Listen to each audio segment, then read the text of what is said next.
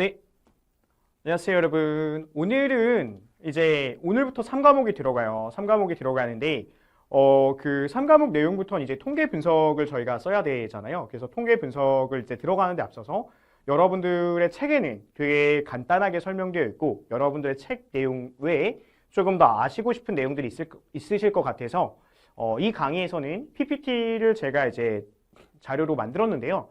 책에 있는 내용과 별반 큰 차이는 없어요. 책에 있는 내용과 별반 큰 차이는 없는데 여러분이 보시면서 조금 편안하게 이해하실 수 있게끔 제가 할 거니까 네, 여기서 말씀을 드리겠습니다. 네, 넘어갈게요. 자, 통계 분석.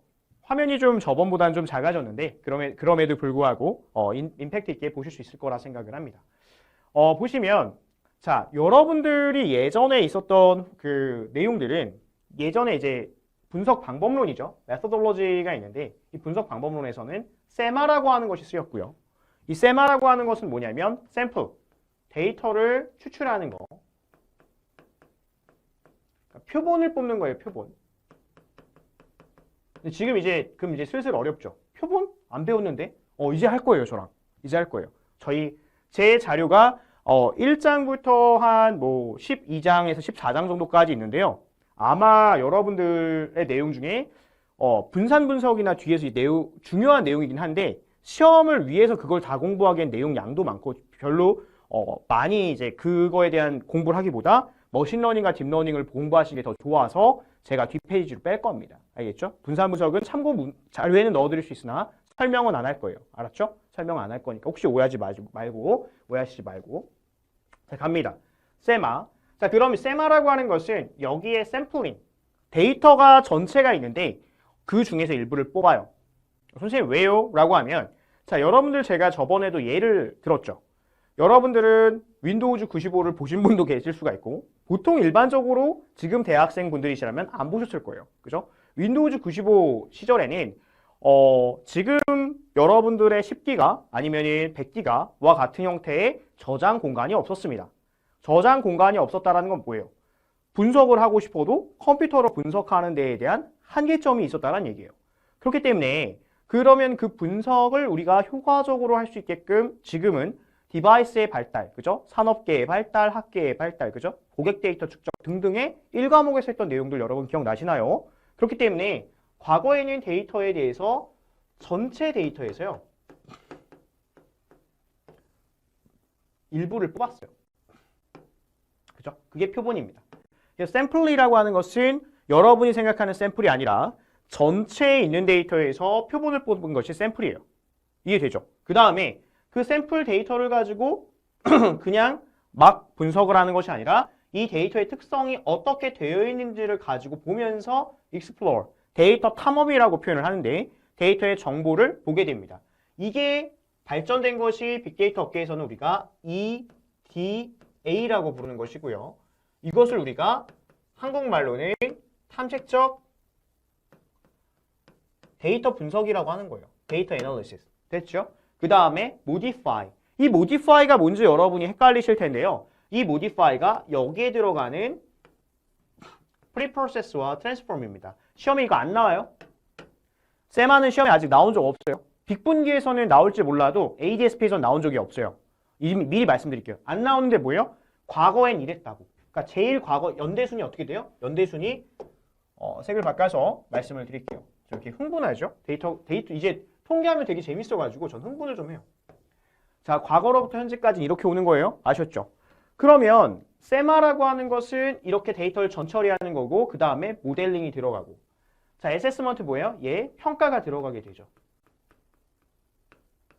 자, 이렇게 들어가는 것에 대한 한 사이클을 세마라고 다른 방법론이 있었어요. 근데 그 세마라고 하는 방법론이 어떻게 바뀌었냐면 이제 KDD 방법론. 우리 이 과목에서 봤다. 그죠? 이 과목에 있는 내용이죠. 그리고 뭐예요? 크립스 DM 방법론. 얘 어디 있었죠? 이 과목에서 있었죠? 맞나요? 그래서 얘랑 얘를 봤어요. 그죠? 그래서 지난 시간에 50 몇 번이야. 저 아직 책 갖고 있거든요. 잠시만요. 지난 시간에 보면 여러분들 책에서 제가 54번, 그죠? 113페이지에 54번이죠? 그래서 답이 얘였죠, 얘. 답이 얘였는데 이거 두 개가 2단계라서 헷갈리지 말아라. 뭐 이런 말을 했어요. 그죠? 54번 맞죠? 54번. 잠깐만요, 여러분. 맞을 거야. 54번. 그죠? 그래서 이러한 형식으로 했는데 그럼 세마도 그렇고 KDD 방법론도 그렇고 크립스 DM 방법론도 그렇고 뭐예요? 빅데이터에서에 대한 방법론이었잖아요. 빅데이터에 대한 방법론은 하루아침에 만들어진 것이 아니라 역사의 흐름이 있었다라고 이해를 하시면 됩니다. 여기까지 되셨죠? 다음 페이지로 넘어갈게요. 그리고 여러분들께서 이제 데이터 사이언티스트가 되시고 싶어서 여러 가지 질문들을 하십니다. 그죠? 물론 ADSP 자격증에 대한 뭐 문제는 아닐 수 있으나 자, 일반적으로 저는 비전공자 출신이니까 여러분들에서 물었던 간단한 답만 해드리고 바로 넘어가도록 하겠습니다. 자, 데이터 사이언티스트가 되는 첫 번째 방법은 저는 여러분들의 데이터 분석 역량을 만약 기르신다면 엄밀하게는 데이터 사이언티스트 중에서도 데이터 애널리스트가 되시는 방법 중에 전 하나라고 말씀을 드릴 수 있을 것 같아요. 첫 번째, Hypothesis Test, 뭐죠? 가설 검정이에요. 가설 검정. 그 다음에 Correlation Regression이니까 상관 회귀 분석, 기초 상관 회귀 분석. 여러분들 책에 있는 내용들에 있는 뒷페이지에 나오는 통계 분석법이죠. 그 다음에 스텝 2, 베이직 R을 통해서 여러분들이 컴퓨터와 좀 친숙해질 수 있는 컴퓨터 친화적인 사고를 조금 하셨으면 좋겠다 라는 거고요. 엄밀하게는 R 랭귀지 자체는요. 이 랭귀지 자체는 제가 지금 R을 다루진 않을 거예요.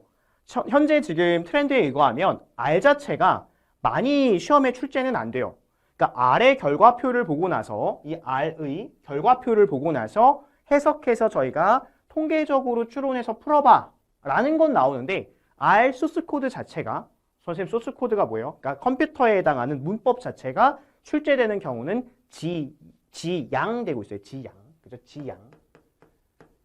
선생님 R이 안 좋아요? 그게 아니라 R이라는 랭귀지는 통계에 상당히 적합하게 만들어진 랭귀지입니다.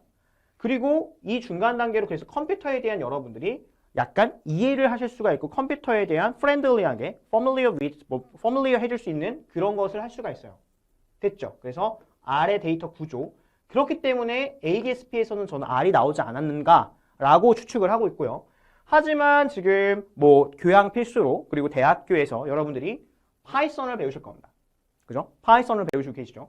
파이썬에 해당하는 자료 구조나 여기에 대한 자료형들을 공부하시고 그 다음에 뭐 클래스라든가 대포함수, 그죠? 대포함수 다음에 클래스, 그 다음에 뭐 뒤에서 나오는 여러 가지 뭐 구구단부터 만들어봐서 여러분들이 프로그램을 만들어보는 그러한 형태들을 하셨을 거예요.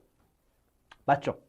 그래서 여기서의 컴퓨터를 하고 컴퓨터에 대한 조금 중급, 물론 파이썬은 초급이죠. 파이썬 초급까지 하셔야 파이썬을 가지고도 여러 가지 웹 크롤링이나 여러 가지 할 수 있잖아요. 근데 그 목적이 아닌 데이터 분석적인 목적을 위해서 이 테크를 제가 말씀을 드리는 거예요.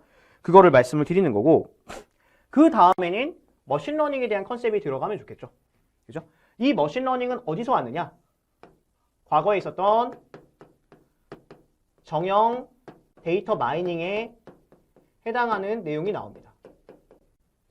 정형 데이터 마이닝에 해당하는 내용에서 저희가 좀 더 확대된 게 요 놈이고요.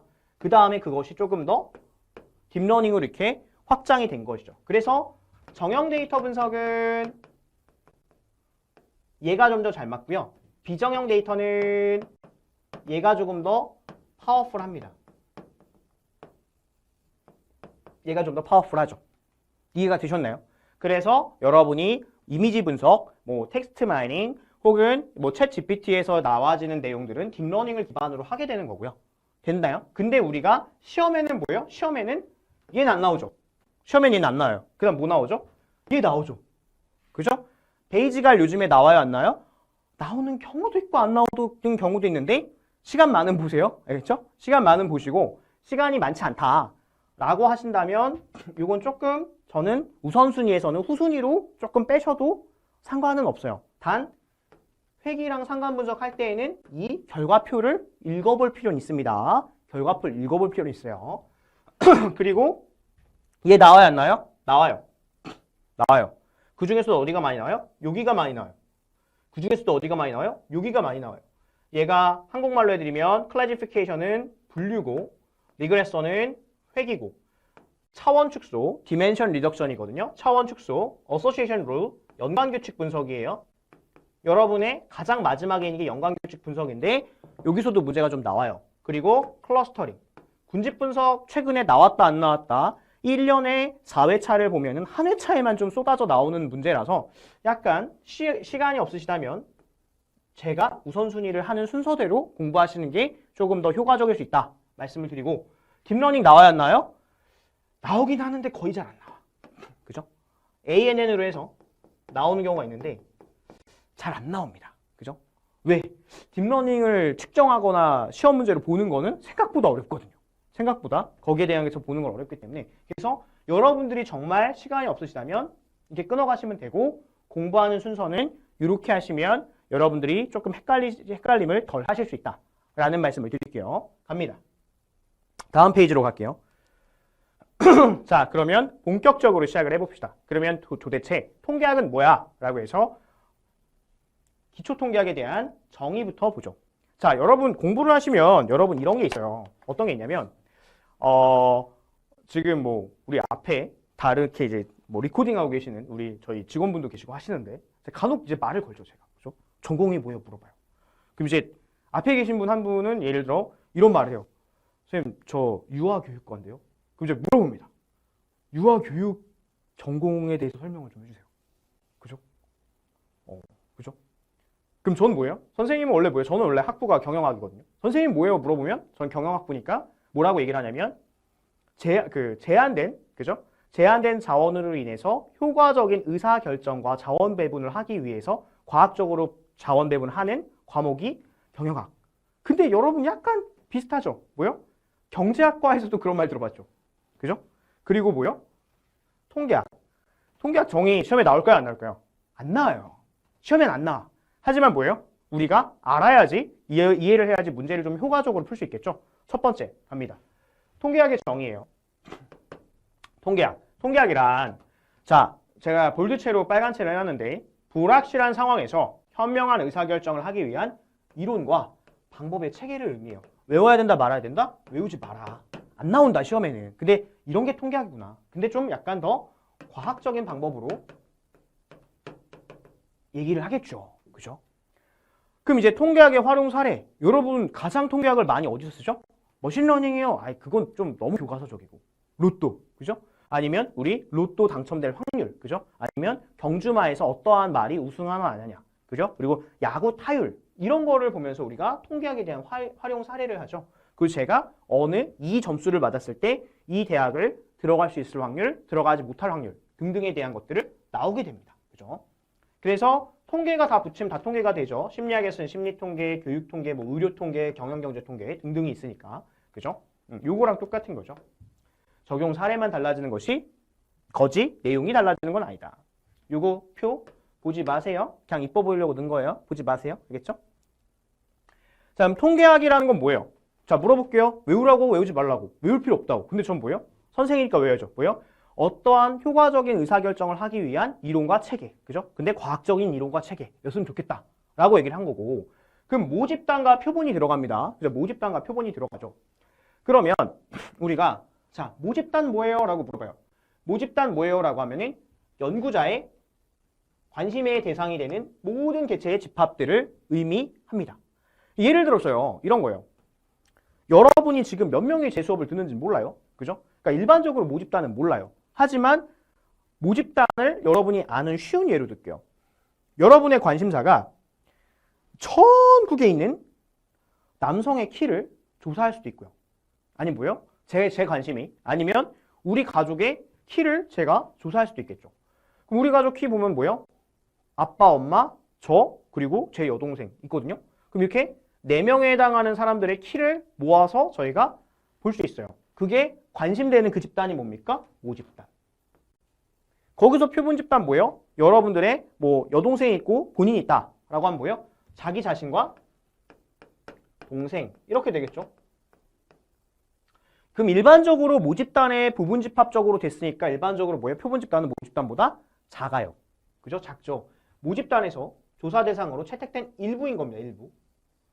근데 이제 모수와 통계량이라고 나오거든요. 자, 여기서 뭐예요? 영어로 parameter. 그죠? parameter. 모수예요, 모수.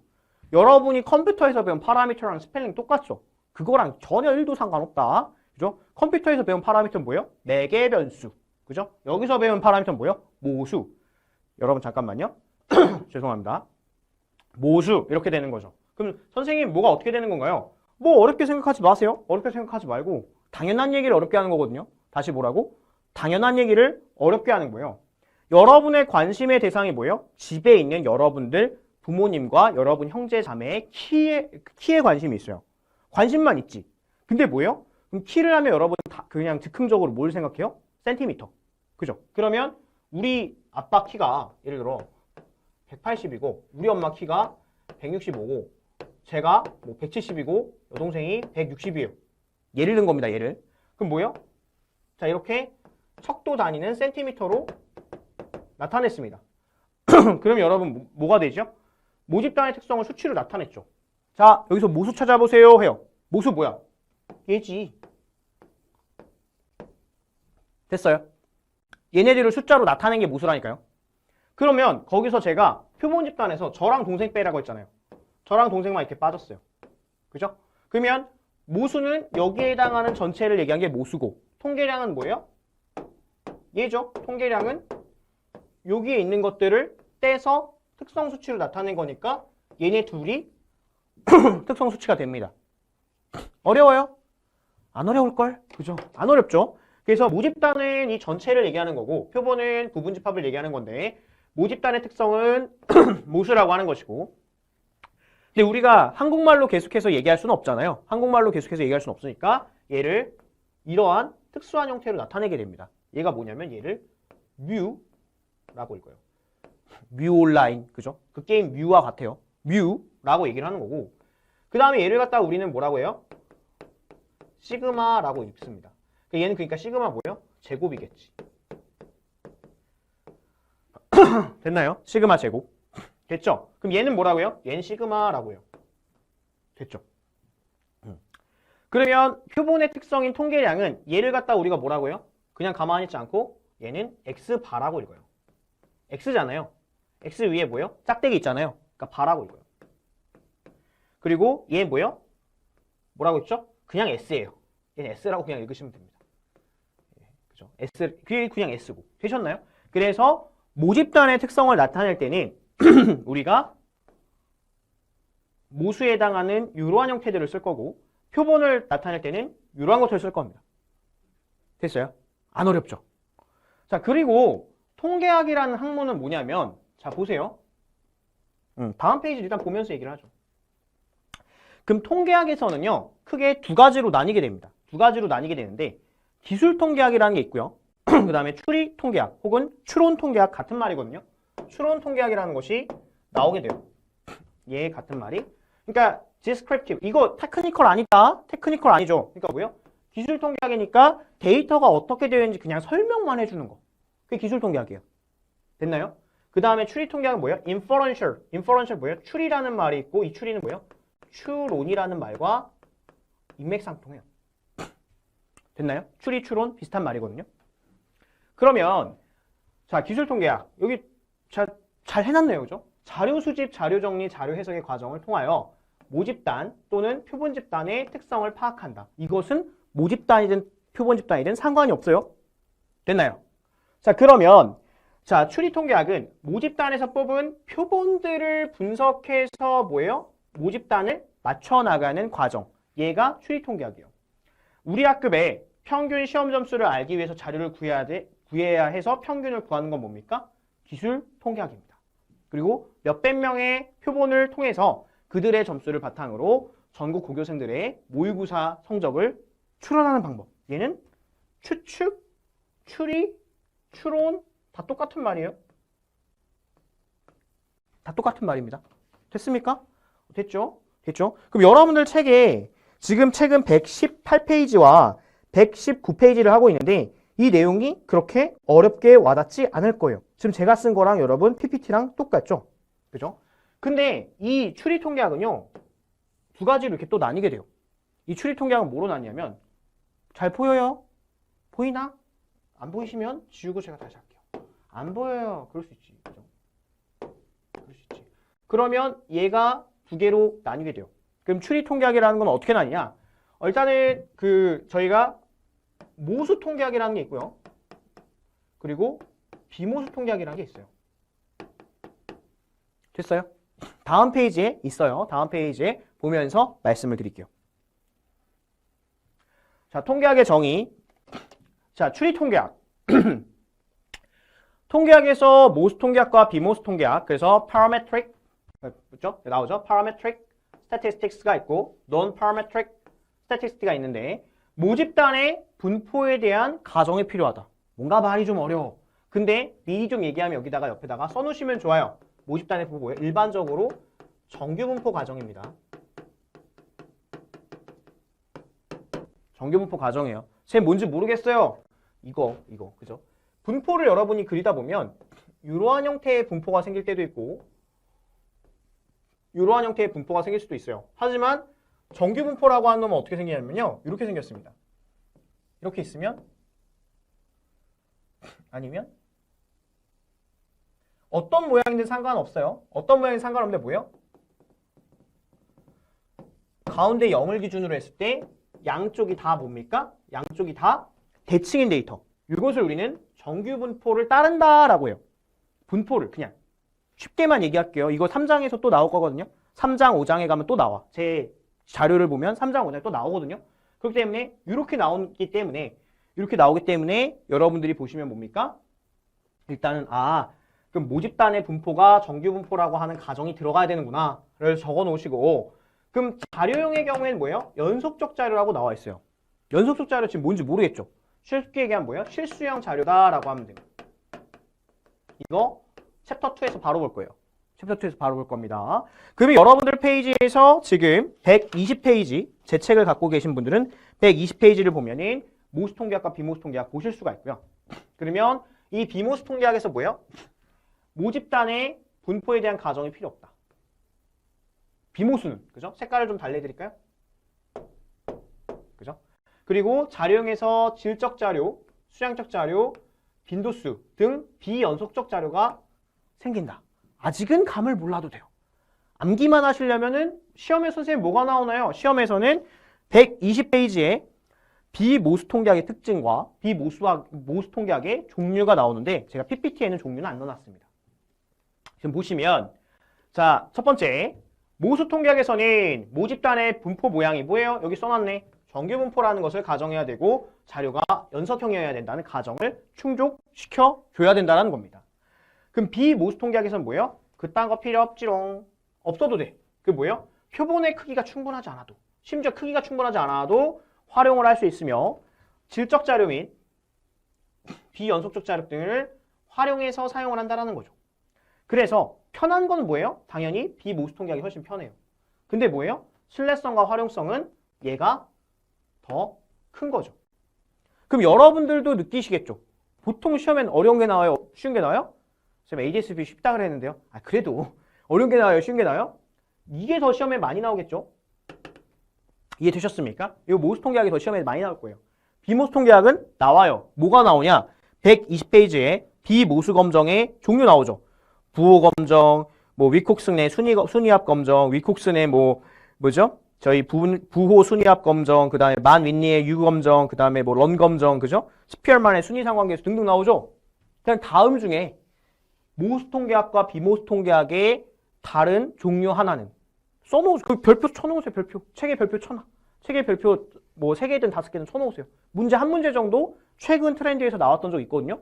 쳐놓으세요. 됐죠? 책에 쳐놓으시면 되고. 자, 여기까지가 지금 1장입니다. 자, 다음 페이지 갈까요? 이 1장 끝이야. 1장 끝이에요. 자, 잠깐 엑서사이즈 문제 풀어볼까요? 시험에 나온다 안 나온다? 시험에 이런 건 안 나오겠지. 묻는 건. 근데 시험에서 나오는 건 뭘까요? 6호 정도는 나올 수 있겠죠. 5번 정도. 그죠? 문제 한번 풀어보시고. 그죠? 통계학은 뭐예요? 통계학은 과학적인 방법, 현명한 의사결정을 하기 위한 과학적 이론과 체계를 의미한다. 됐어요? 2번, 모집단과 표본 뭐예요? 모집단은 뭐야? 여러분들의 관심사가 있는 게 모집단이죠. 2장까지 갈 거예요. 좀만 기다려. 아직 안 끝났다. 그죠? 모집단은 뭐예요? 여러분들이 관심이 있는 게 모집단. 그죠? 그 다음 두 번째 표본은 뭐예요? 모집단의 일부. 그죠? 3번은 뭐죠? 모집단의 특성을 해서 그것을 수치화로 나타내는 거.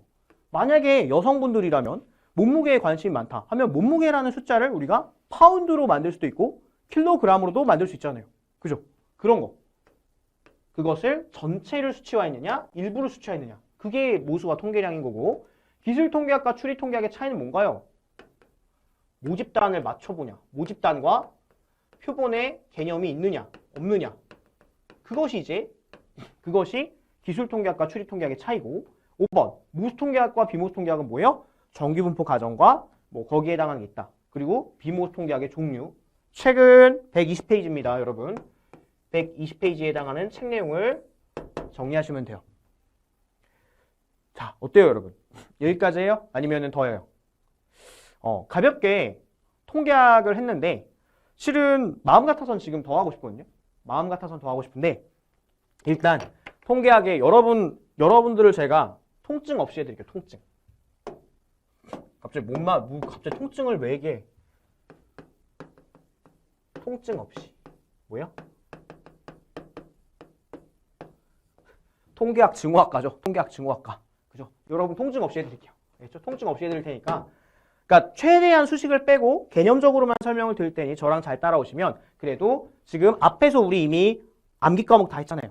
3과목 뭐예요? 전체를 우리가 다 맞지 100점 맞을 거 아니니까. 100점 맞을 거 아니니까고요. 3과목에 대해서 저희가 나머지 문제가 나온다라고 하더라도 기본적으로 한 60점 이상은 맞을 수 있게 한번 보도록 하겠습니다. 일단은 이 과목 갈까 했는데 지금 시간이 애매해. 이 과목 가면 여러분 1시간 넘어가거든요. 여러분들이 졸리실 수 있으니까 1과목 잠깐 여기까지 해서 끊고 그 다음에 이따가 이 과목을 제가 또 찬찬히 설명드리도록 하겠습니다. 다음 강의에서 만나요. 안녕. 안녕.